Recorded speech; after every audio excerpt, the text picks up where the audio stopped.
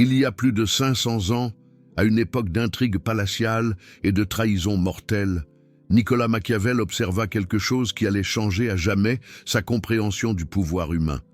Dans les cours royales de France, où un mot malheureux pouvait signifier la disgrâce, voire pire, Machiavel remarqua une tendance troublante.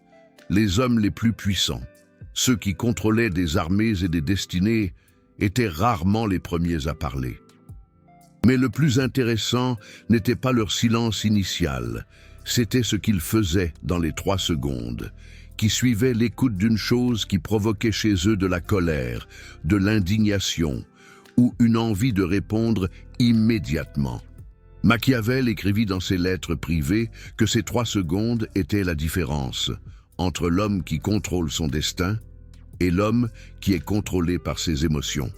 Aujourd'hui, nous allons parler de la méthode des 3 secondes pour contrôler votre langue à jamais. Et avant que vous ne pensiez qu'il s'agit simplement de compter jusqu'à 3 avant de parler, je dois vous prévenir. Ce que Machiavel a découvert va beaucoup plus loin, parce qu'il ne s'agit pas de réprimer des mots, il s'agit de reprogrammer complètement votre relation avec l'impulsion de parler. Dans Le Prince, Machiavel écrivit que les hommes en général jugent plus par les yeux que par les mains. Tous peuvent voir, mais peu peuvent toucher. Tous voient ce que tu sembles être. Peu perçoivent ce que tu es.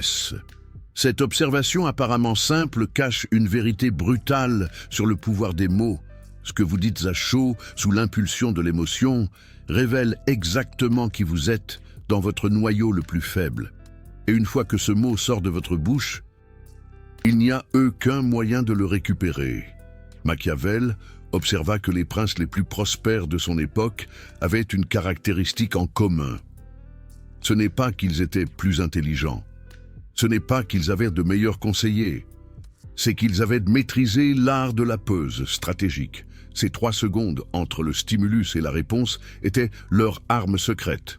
Maintenant, laissez-moi vous expliquer exactement comment fonctionne cette méthode et pourquoi elle transforme complètement votre capacité à maîtriser votre langue. La première seconde est ce que Machiavel appelait la seconde de la réception.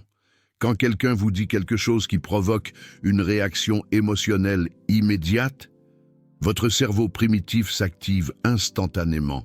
C'est une réponse de survie, conçue il y a des milliers d'années pour vous protéger des menaces physiques.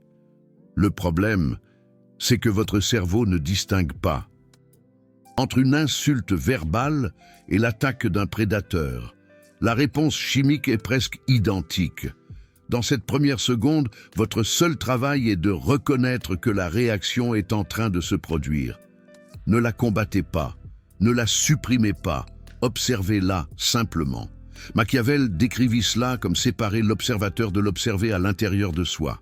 L'homme sage, écrivit-il, est capable de se voir lui-même de l'extérieur, comme s'il observait quelqu'un d'autre. Ce n'est pas du mysticisme, c'est de la stratégie pure.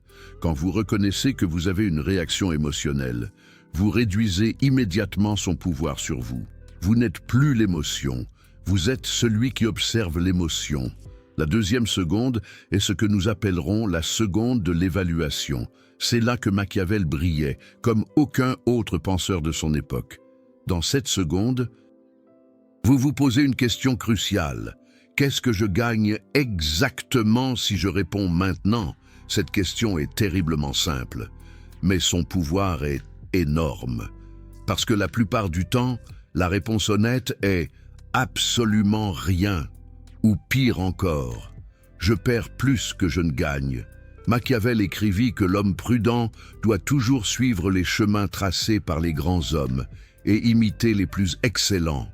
Et quand nous observons les grands hommes de l'histoire, nous remarquons quelque chose. Ils répondaient rarement à chaud. Jules César, face aux insultes du Sénat, souriait et gardait ses mots pour le moment opportun. Napoléon, face aux provocations de ses généraux, prenait note mentalement et agissait des jours plus tard, quand personne ne s'y attendait. La deuxième seconde vous oblige à calculer. Cette réponse me rapproche-t-elle? ou m'éloigne-t-elle de mes objectifs? Ce mot me donne-t-il du pouvoir ou me l'enlève-t-il? Ce moment de satisfaction émotionnelle vaut-il les conséquences qui viendront après? Machiavel insistait sur le fait que tout prince devait apprendre à distinguer entre ce qui se sent bien et ce qui réussit bien. Ce sont deux choses complètement différentes. Souvent, ce qui se sent bien sur le moment est exactement ce qui vous détruira à long terme. Et ce qui réussit bien nécessite souvent d'avaler sa fierté momentanée. La troisième seconde est la seconde de la décision stratégique. C'est là que vous décidez consciemment si vous allez parler ou non. Et si vous décidez de parler, exactement ce que vous allez dire. Machiavel observa que les hommes les plus puissants des cours royales de France avaient un répertoire limité de réponses, préparées pour les situations courantes. Ils n'improvisaient pas. Ils avaient des phrases étudiées, des tons répétés, des gestes calculés. Cela peut sembler artificiel, mais c'est exactement l'opposé, c'est libérateur. Quand vous avez des réponses préparées, vous n'avez pas à penser sous pression. Vous n'avez pas à créer au moment exact où votre cerveau est inondé de produits chimiques qui vous poussent à l'agression ou à la défense. Machiavel recommandait d'avoir préparé des réponses pour les situations suivantes. Quand quelqu'un vous insulte directement, quand quelqu'un remet en question votre compétence, quand quelqu'un essaie de vous provoquer en public, quand quelqu'un révèle des informations qui vous enragent. Pour chacune de ces situations, l'homme stratégique a une réponse déjà conçue, pas une réponse émotionnelle, une réponse calculée pour maximiser sa position. Maintenant, cela semble facile en théorie, mais la pratique est là où la plupart des gens échouent. Machiavel était brutalement honnête à ce sujet. Il écrivit que connaître la médecine n'est pas la même chose que guérir la maladie. La connaissance sans pratique est inutile. C'est pourquoi il développa ce qu'il appelait les exercices de la langue, chaque jour, délibérément. Il se mettait dans des situations où il savait qu'il ressentirait l'envie de parler et il pratiquait le fait de ne pas le faire. Pas parce que les situations étaient importantes, mais parce qu'il entraînait sa capacité à contrôler l'impulsion. C'est comme un muscle. Si vous ne l'exercez jamais, quand vous en aurez besoin, il ne sera pas là. Machiavel recommandait de commencer par des situations petites. Quand quelqu'un dit quelque chose de légèrement agaçant, pratiquez les 3 secondes. Quand vous avez envie de corriger quelqu'un qui a tort, pratiquez les 3 secondes. Quand vous voulez raconter quelque chose qui vous passionne mais que personne ne vous a demandé, pratiquez les 3 secondes. Ces petites victoires construisent le muscle dont vous aurez besoin quand les situations seront vraiment importantes. Quand votre patron vous critique injustement, quand votre partenaire dit quelque chose de blessant, quand un ennemi tente de vous provoquer en public. Maintenant, laissez-moi vous expliquer pourquoi la maîtrise de la langue est si centrale dans la pensée de Nicolas Machiavel. À son époque, un mot malheureux pouvait littéralement vous coûter la vie, les Médicis.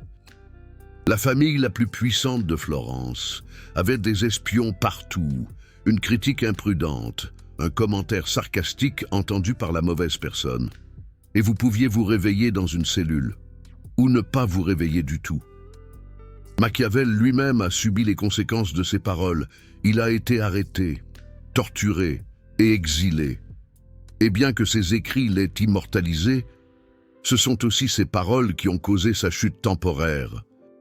Mais même dans des sociétés moins létales que la Florence de la Renaissance, les mots ont des conséquences dévastatrices, des carrières détruites par un commentaire lors d'une réunion. Comme lorsque Jean-Pierre, un cadre ambitieux, a cru bon de critiquer ouvertement la stratégie de son supérieur. Sa carrière a pris un coup de froid instantanément. Des mariages brisés par quelque chose dit dans un moment de colère. Imaginez Sophie, lors d'une dispute, lançant des mots durs à son mari, des mots qu'elle regretterait amèrement par la suite, des amitiés de plusieurs décennies, ruinées par une phrase impulsive. Pensons à cette dispute entre Paul et Jacques, amis depuis l'enfance, une simple phrase malheureuse. et leur amitié s'est brisée comme du verre.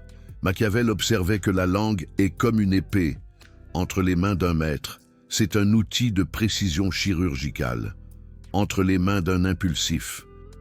C'est une arme qui blesse d'abord celui qui la manie.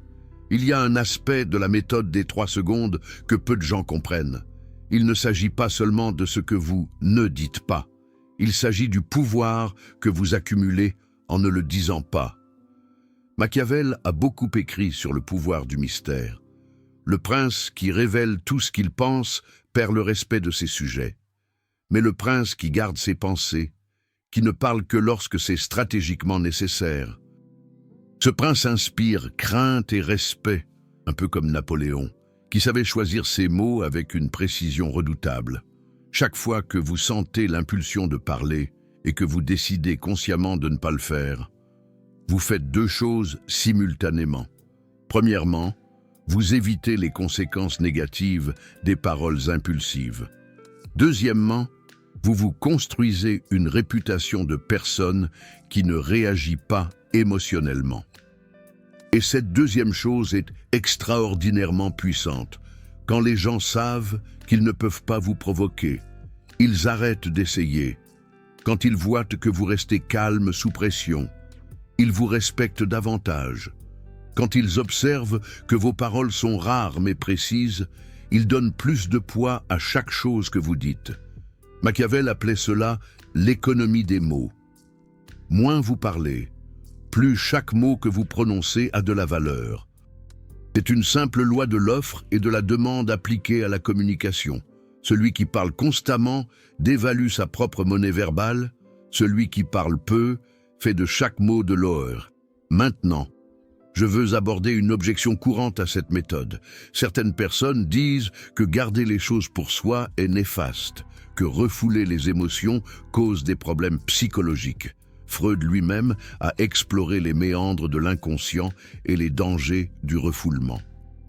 Il faut exprimer ce que l'on ressent. Machiavel aurait répondu à cela avec sa brutalité caractéristique.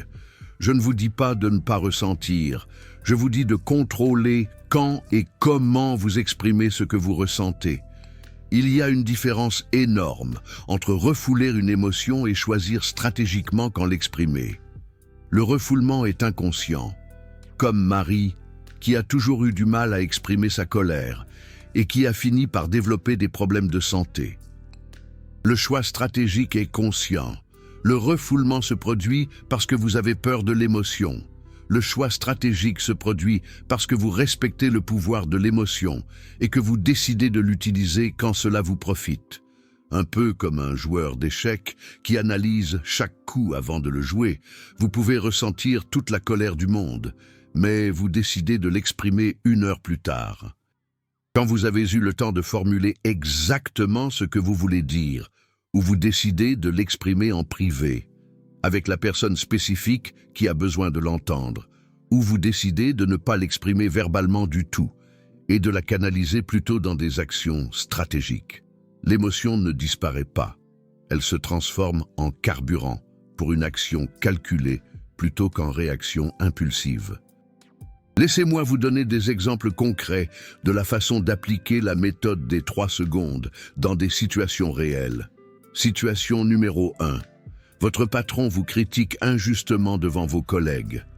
L'impulsion naturelle est de vous défendre immédiatement, d'expliquer votre position, de le contredire. 1er seconde, vous reconnaissez que vous ressentez de l'humiliation et de la colère. 2e seconde, vous vous demandez ce que vous gagnez si vous répondez maintenant. La réponse est rien de bon. Contredire votre patron publiquement ne fera que le mettre sur la défensive et empirera votre situation. 3e seconde, vous décidez de répondre avec une phrase préparée. Je comprends votre point de vue. Je voudrais en discuter avec vous en privé plus tard. Cette réponse fait plusieurs choses simultanément. Elle montre que vous n'êtes pas réactif. Elle ne vous fait pas paraître faible parce que vous proposez une action. Elle reporte la discussion sur un terrain plus favorable pour vous et elle vous donne le temps de préparer votre argumentaire calmement. Situation numéro 2. Votre conjoint dit quelque chose de blessant pendant une dispute. L'impulsion naturelle est de répondre avec quelque chose d'également blessant, ou pire. Première seconde, vous reconnaissez la douleur et la colère que vous ressentez. Deuxième seconde, vous vous demandez ce que vous gagnez si vous escaladez la dispute. La réponse est une satisfaction momentanée suivie de dommages à long terme à la relation. Troisième seconde, vous décidez de répondre avec quelque chose comme « Ce que tu as dit m'a blessé. J'ai besoin de quelques minutes avant de continuer cette conversation. » Cette réponse est honnête au sujet de votre émotion sans être agressive. Elle vous donne le temps de traiter et de répondre, au lieu de réagir, et elle modèle le type de communication que vous voulez dans votre relation. Situation numéro 3. Quelqu'un vous insulte en public en essayant de vous provoquer.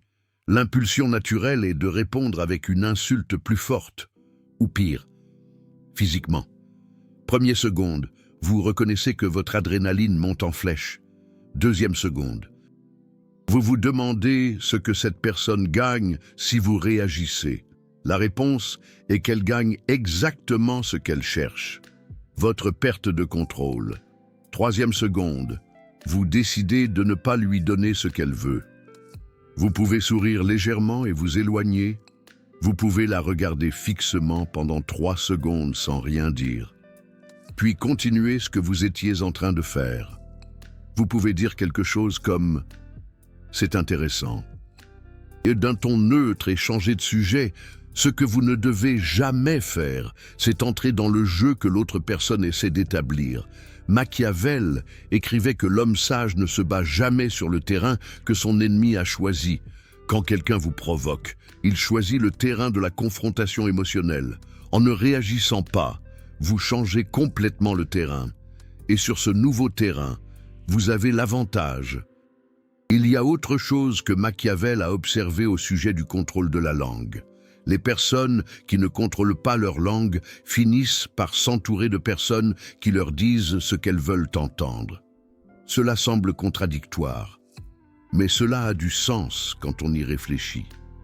Si vous réagissez émotionnellement chaque fois que vous entendez quelque chose qui ne vous plaît pas, les personnes autour de vous apprennent à ne pas vous dire des choses qui ne vous plaisent pas. Cela fait du bien à court terme, mais c'est dévastateur à long terme, parce que vous restez dans une bulle où personne ne vous dit la vérité. Un peu comme ces courtisans à Versailles, qui flattaient le roi pour obtenir ses faveurs. Là où personne ne vous met en garde contre les dangers, là où personne ne vous corrige quand vous vous trompez. Nicolas Machiavel a vu cela se répéter chez les princes qui sont tombés. Ils s'entouraient de flatteurs, parce qu'ils s'en prenaient à quiconque leur disait la vérité, et quand la réalité les rattrapait, finalement, il était trop tard. La maîtrise de la parole ne concerne pas seulement ce que vous dites. Il s'agit de créer un environnement où les autres se sentent en sécurité de vous dire ce que vous avez besoin d'entendre.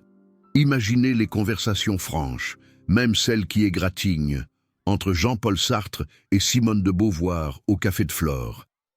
Quand les gens savent que vous pouvez recevoir des informations difficiles sans exploser, ils vous les donnent, et cette information est le pouvoir. Permettez-moi de vous raconter une histoire qui illustre parfaitement le pouvoir des 3 secondes. En 1512, quand les Médicis sont revenus au pouvoir à Florence, Nicolas Machiavel a été arrêté, sous suspicion de conspiration. Il a été conduit dans les cachots du Bargello, le redoutable palais de justice florentin. Là, il a été soumis à la torture connue sous le nom de la corde. On lui a lié les mains derrière le dos et on l'a soulevé du sol au moyen d'une poulie, laissant tout son poids pendre à ses bras disloqués. Ils l'ont fait 6 fois. 6 fois, ils lui ont demandé s'il avait conspiré contre les Médicis. 6 fois, il a eu l'occasion de dire n'importe quoi pour arrêter la douleur. Il aurait pu dénoncer n'importe qui comme complice. Il aurait pu avouer des crimes qu'il n'avait pas commis. Il aurait pu dire ce que ses tortionnaires voulaient entendre. Mais Nicolas Machiavel a appliqué les 3 secondes, même sous une torture extrême. Il a reconnu sa douleur. Il a évalué les conséquences de parler impulsivement. Et il a choisi consciemment sa réponse. Il n'a rien confessé. Il n'a impliqué personne. Il a gardé le silence sur ce qui comptait vraiment. Cette maîtrise de sa parole au moment le plus extrême possible n'a pas seulement sauvé sa vie, elle a sauvé la vie d'autres personnes qui auraient pu être impliquées, et cela l'a finalement conduit à l'exil, où il a écrit « Le Prince », l'œuvre qu'il a immortalisée. Si Nicolas Machiavel a pu appliquer les 3 secondes, alors que son corps était déchiré par la torture, vous pouvez les appliquer quand votre chef vous critique injustement. Quand votre conjoint dit quelque chose de blessant, quand quelqu'un sur Internet vous insulte, la différence entre Nicolas Machiavel et la plupart des gens n'était pas qu'il ne ressentait pas de douleur, de peur ou de colère. C'était qu'il avait entraîné sa capacité à ne pas réagir impulsivement à ses émotions pendant si longtemps, que c'était devenu sa seconde nature. Et c'est exactement ce qui peut vous arriver si vous pratiquez constamment. Maintenant, je veux parler de la pratique quotidienne que Nicolas Machiavel recommandait. Chaque soir, avant de dormir, repassez mentalement les situations de la journée où vous avez ressenti l'impulsion de parler. Ne vous jugez pas. Simplement, observez. Où avez-vous appliqué avec succès les 3 secondes? Où avez-vous échoué? Qu'auriez-vous pu faire de différent?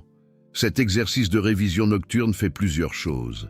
Premièrement, il renforce les comportements que vous voulez développer. Deuxièmement, il identifie les schémas dans vos réactions. Peut-être remarquez-vous que vous perdez toujours le contrôle quand le sujet est l'argent, comme lors d'une discussion sur les impôts avec votre comptable ou quand certaines personnes spécifiques vous parlent, comme votre beau-frère un peu trop sûr de lui, ou à certains moments de la journée, quand vous êtes fatigué, après une longue journée de travail. Une fois que vous identifiez ces schémas, vous pouvez vous préparer spécifiquement pour eux. Nicolas Machiavel a écrit que le prince sage se connaît lui-même, mieux qu'il ne connaît ses ennemis, parce que le plus grand ennemi est toujours à l'intérieur. Troisième avantage de la révision nocturne, elle vous maintient conscient. Le plus grand danger pour la maîtrise de la parole est l'inconscience, c'est parler en pilote automatique, sans vous rendre compte de ce que vous dites, jusqu'à ce qu'il soit déjà trop tard. La révision nocturne entraîne votre esprit à rester éveillé pendant la journée. Il existe un autre élément crucial de la méthode que Nicolas Machiavel considérait comme essentielle. L'enregistrement écrit. Nicolas Machiavel était un écrivain compulsif, non seulement par vocation littéraire, mais par stratégie personnelle. Il tenait un journal, où il notait ses échecs dans la maîtrise de la parole, non pas pour se punir, mais pour étudier ses schémas, comme un général étudie ses défaites sur le champ de bataille. Il écrivait exactement ce qui l'avait provoqué, ce qu'il avait ressenti dans son corps, ce qu'il avait dit ou fait, et quelles en avaient été les conséquences. Cet enregistrement lui permettait de voir des schémas que la mémoire normale oublie. Il remarquait que certains types de personnes le provoquaient plus que d'autres, comme les courtisans ambitieux et manipulateurs, que certains sujets étaient ses points faibles, comme les questions de loyauté et de trahison, que certains moments de la journée, surtout quand il était fatigué ou affamé, il était plus vulnérable. Avec cette information, il pouvait se préparer spécifiquement pour ses faiblesses connues. S'il savait qu'un certain ambassadeur le provoquait toujours, il se préparait mentalement avant chaque rencontre, comme un joueur d'échecs qui anticipe les coups de son adversaire. S'il savait que les discussions sur l'argent lui faisaient perdre le contrôle, il avait des réponses préparées spécifiquement pour ces sujets. L'enregistrement écrit transforme la maîtrise de la parole, d'une lutte constante, en une science personnelle. Vous n'essayez plus simplement de vous contrôler en général. Vous neutralisez systématiquement vos vulnérabilités spécifiques. Nicolas Machiavel comparait cela à un médecin qui diagnostique avant de traiter. Vous ne pouvez pas guérir une maladie que vous n'avez pas identifiée. Vous ne pouvez pas contrôler des impulsions que vous n'avez pas cartographiées. L'enregistrement vous donne la carte de votre propre psychologie réactive. Enfin, je veux aborder la transformation à long terme, qui se produit quand vous pratiquez la méthode des 3 secondes, de manière constante. Dans les premières semaines, vous aurez l'impression de vous battre contre vous-même. L'impulsion de parler sera forte. Les 3 secondes paraîtront une éternité. C'est normal. Vous vous battez contre des années, peut-être des décennies, de conditionnement. Mais graduellement, quelque chose change. Les 3 secondes commencent à sembler naturelles. L'impulsion de parler impulsivement s'affaiblit. Vous commencez à remarquer que vous avez plus d'espace mental, que les situations qui vous provoquaient auparavant n'ont plus le même pouvoir sur vous, que vous pouvez observer votre propre colère ou frustration sans être entraîné par elle. Nicolas Machiavel décrivait cela comme la naissance du second être. C'est comme si une nouvelle personne, plus calme et plus stratégique, prenait le contrôle. L'ancien être impulsif ne disparaît pas complètement, mais il n'a plus le volant. C'est un passager, pas le conducteur. Et voici le plus important. Cette transformation ne vous rend pas moins authentique. Elle vous rend plus authentique. Parce que votre véritable moi n'est pas l'être réactif, qui dit des choses qu'il regrette. Votre véritable moi est l'être conscient, qui peut choisir comment répondre à n'importe quelle situation. La réactivité n'est pas l'authenticité, c'est l'esclavage à vos impulsions les plus primitives. Le choix conscient est la liberté, c'est le pouvoir. C'est exactement ce que Nicolas Machiavel voulait que vous compreniez. La méthode des 3 secondes n'est pas un simple stratagème, c'est une philosophie de vie condensée en une pratique simple. C'est la différence entre être victime de vos réactions et maître de vos réponses. Imaginez un débat houleux au sein même de l'Assemblée nationale ou une altercation sur le quai d'une station de métro. C'est là, dans ces instants de tension, que se joue votre liberté. Nicolas Machiavel a fini ses jours en exil, mais il n'a jamais cessé d'écrire sur le pouvoir. Et l'une de ses dernières observations fut celle-ci. L'homme qui contrôle sa langue contrôle son destin. C'est un peu comme diriger un orchestre. Chaque instrument, chaque parole doit être parfaitement maîtrisé pour créer une symphonie et non un chaos. Parce que les mots sont les graines de toutes les actions. Et celui qui contrôle les graines contrôle la récolte. Pensez à Voltaire, à son talent pour manier les mots, pour dénoncer l'injustice et influencer l'opinion publique. C'est ça, le pouvoir des mots. Les 3 secondes qui séparent le stimulus de la réponse sont le champ de bataille le plus important de votre vie. C'est un peu comme un joueur d'échecs qui prend le temps d'analyser la position avant de bouger une pièce. La réflexion précède l'action. Chaque fois que vous les maîtrisez, vous remportez une victoire. Une petite victoire, certes, mais une victoire quand même. Et ces victoires s'accumulent jusqu'à ce que vous deveniez une personne complètement différente. Imaginez un chef d'entreprise qui, au lieu de réagir impulsivement à une crise, prend le temps d'évaluer la situation et de trouver une solution créative. Une personne que Nicolas Machiavel aurait reconnue comme digne du pouvoir.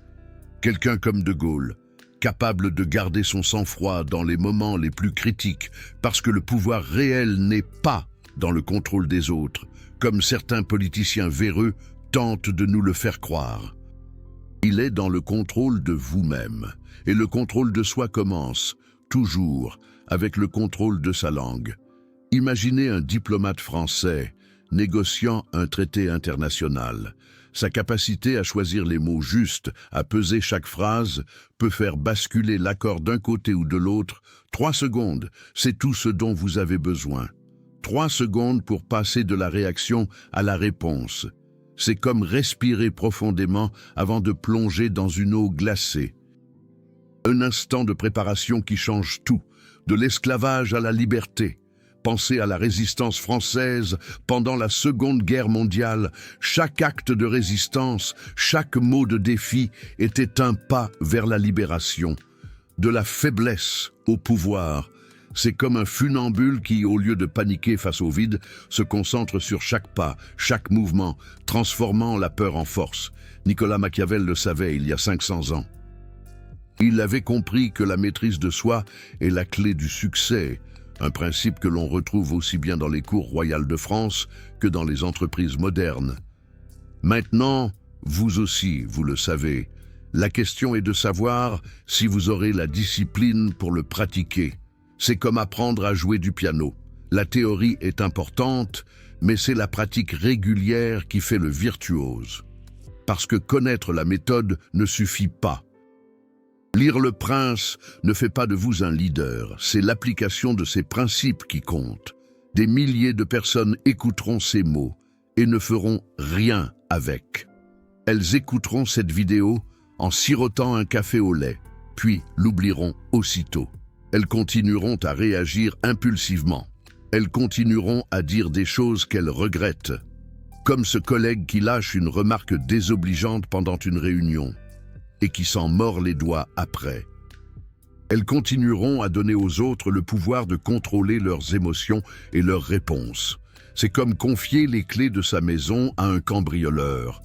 Mais quelques-uns, ceux que Nicolas Machiavel appelait ceux qui sont destinés au pouvoir, prendront cette connaissance et la convertiront en pratique quotidienne. C'est comme ces entrepreneurs qui, après avoir lu un livre sur le management, mettent en place de nouvelles stratégies dans leur entreprise. Ils commenceront aujourd'hui, pas demain. Pas de procrastination. Le moment d'agir, c'est maintenant. Ils appliqueront les 3 secondes dans la prochaine situation qui les provoque. Imaginez le prochain dîner de famille, où les tensions montent inévitablement autour de la politique. Voilà une excellente occasion de pratiquer les 3 secondes, et puis dans la suivante, et dans la suivante, comme un sportif qui s'entraîne sans relâche, jusqu'à ce que cela devienne leur nature. C'est un peu comme apprendre à faire du vélo. Au début, c'est difficile, mais avec le temps, ça devient une seconde nature. La différence entre ceux qui changent et ceux qui ne changent pas n'est pas le talent ni l'intelligence, ce n'est pas une question d'avoir fait Polytechnique ou l'ENA, c'est simplement la volonté de pratiquer ce qu'ils savent. La persévérance, voilà la clé. Les 3 secondes attendent, c'est un défi. Un rendez-vous avec vous-même. Votre prochaine provocation est en chemin. Votre patron vous convoque pour une réunion d'évaluation. Votre voisin vous fait une remarque désagréable sur votre jardin. Serez-vous prêt ? Aurez-vous la force de vous souvenir des mots de Nicolas Machiavel et de prendre ces 3 secondes précieuses pour choisir votre réponse ? C'est à vous de décider.